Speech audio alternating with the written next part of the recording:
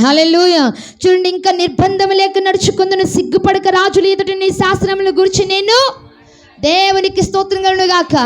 హల్లెలూయా. కీర్తనకారుడు అంటా ఉన్నాడు కదా, అయ్యా నేను సిగ్గుపడకుండా రాజుల ఎదుట అధికారుల ఎదుట నేను నీ వాక్యమును గురించి మాట్లాడేదను. స్తోత్రం.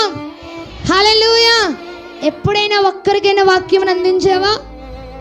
నీ స్నేహితులకి వాక్యము తెలియజేసావా? దేవుని గురించి ఒక్క మాట నువ్వు చెప్పావా? నీ బంధువులకి ఎవరికైనా ఒక్కరికైనా దేవుని వాక్యం ఏంటో, దేవుడు ఎందుకు ఈ లోకానికి వచ్చాడో, దేవుని ప్రేమ ఏంటో తెలియజేసావా? సిగ్గుపడిపోతావు. దేవుని గురించి చెప్పాలంటే భయపడిపోతావు. దేవుని గురించి మాట్లాడాలంటే సిగ్గుపడతావు. ఏమనుకుంటారో, తొందరపడి మాట్లాడితే, లేకపోతే నేను ఇలా స్టార్ట్ చేసినప్పుడే ఏమంటారో అన్న భయం కొద్దీ నువ్వేం చేయలేవో తెలుసా? ఒక్క మాటైనా దేవుని గురించి చెప్పలేవు. కానీ కీర్తనకారుడు అంటున్నాడు, రాజుల ఎదుట నేను సిగ్గుపడక నీ శాసనముల గురించి నేను మాట్లాడేదను. దేవునికి స్తోత్రం. హల్లెలూయా. అధికారులు ఎదుట దేవుని వాక్యం గురించి మాట్లాడితే ఏమనుకుంటారో, వాళ్ళు నన్ను ఏం మాట్లాడతారో అని భయపడాల్సిన అవసరం లేదు. నీవు దేవుని గురించి చెప్పాలన్న ఆశ హృదయంతో వాక్యము నింపబడి ఉన్నట్లు, హృదయము వాక్యంతో నింపబడి ఉండినప్పుడు నీ బంధువులకి దేవుని గురించి చెప్పకుండా నీవు ఉండలేవు. నీ స్నేహితులకి దేవుని గురించి చెప్పకుండా నీవు ఉండలేవు.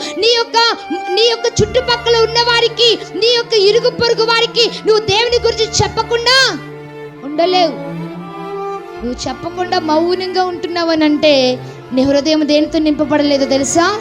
వాక్యంతో నింపబడలేదు.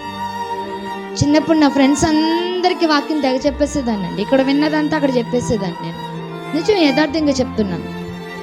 నేను సండే స్కూల్లో నేర్చుకున్నది, నేను ఎక్కడైనా వాక్యం విన్నది, దేవుని గురించి బెంచ్ మీద కూర్చుని నా ఫ్రెండ్స్తో మాట్లాడుతున్నప్పుడు, ఇంటర్వెల్ పీరియడ్స్ అలా ఉన్నప్పుడు, ఖాళీ పీరియడ్స్ ఉన్నప్పుడు నేనేం చేసేదాన్నో తెలుసా? నా స్నేహితులకి దేవుని గురించి నేను చెప్పేదాన్ని.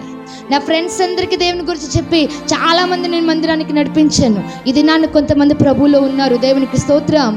హల్లెలూయా. అలా ఉండడానికి కారణం ఏంటి? వాళ్ళు దేవుని తెలుసుకోవడానికి కారణం ఏంటంటే నేను దేవుని గురించి వారికి పరిచయం చేశాను. దేవునికి స్తోత్రం. హల్లెలూయా.